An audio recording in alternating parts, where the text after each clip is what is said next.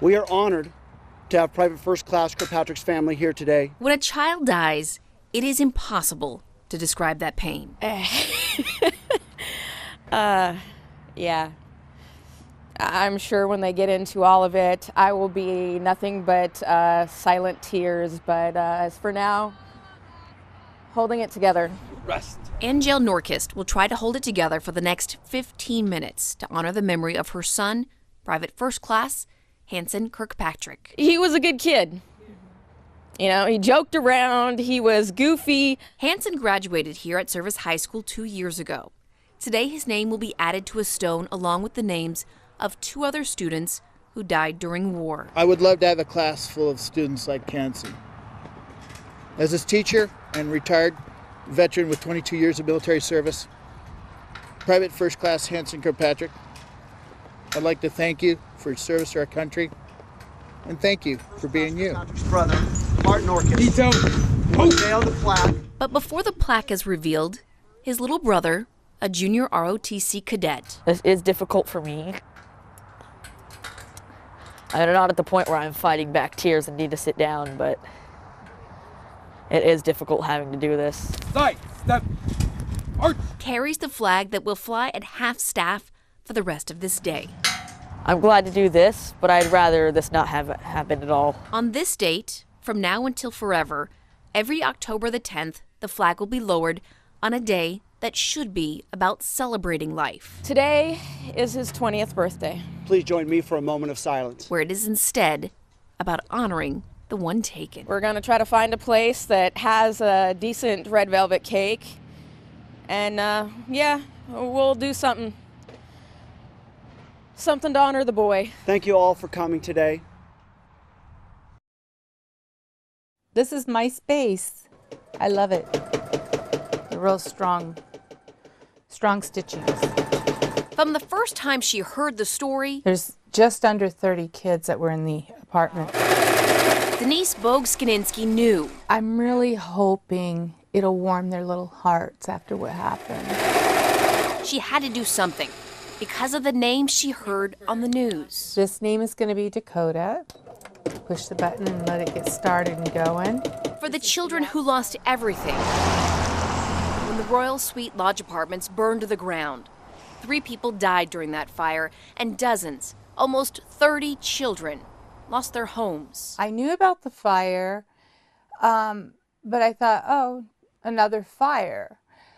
But I was sitting one day watching TV, and it just came really heavy on my heart from the Lord that I needed to do this for these children. They lost everything there is. They have nothing left, and they need something to call their own. That something is about to arrive. This is what it's going to look like, front and back. With their names on all the blankets made by a woman who knows about loss. It was pretty intense. It was a very intense fire. My daughter did a boo-boo, and she accidentally caught the house on fire. And so it was pretty traumatic having to get out of there in time, get the pets out of there, make sure children weren't in there and adults. And at the time, my husband was deaf, so he had no idea what was going on. And this is his. Erin Rose is actually the aunt to that group. And then they went from just names. I ask you, Lord, to heal their hearts of every family that has been through this and heal the trauma that's in every child that survived that out those windows. To this. This is yours. Butterflies, so you'll fly through your life. Okay? You fly into good things for me, would you? A face, a hug. Over and over again. Yes, I'm recognizing their names. Do you think that'll keep you warm? Oh, good. I love you. Until they were more than just names. Beautiful. It's great to see these children and they survived. And it's so nice to see that they have smiles.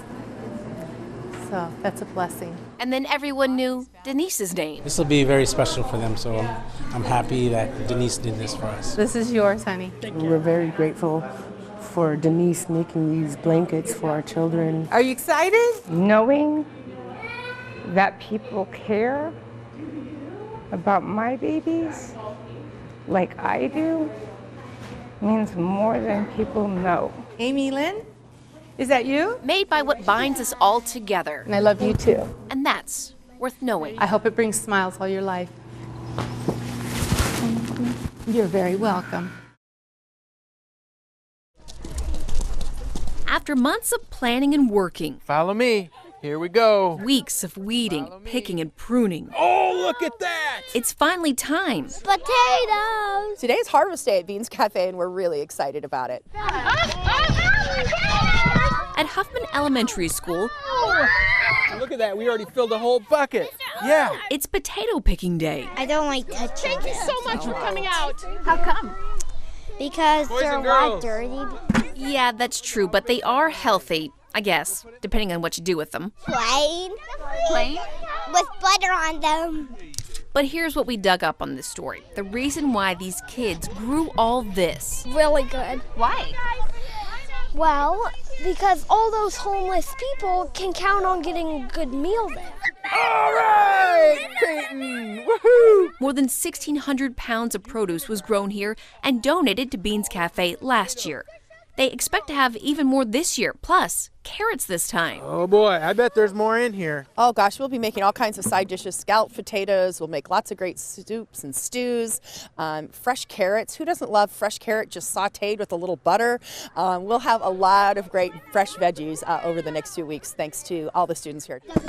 And maybe they also grew a little more interested in helping others. So we're doing a really nice thing by gardening, but then giving back to the community. Okay, I know you all want to harvest. Hey, that's exactly right. He said at Beans Cafe they give food to people who don't have food. And that's today's lesson.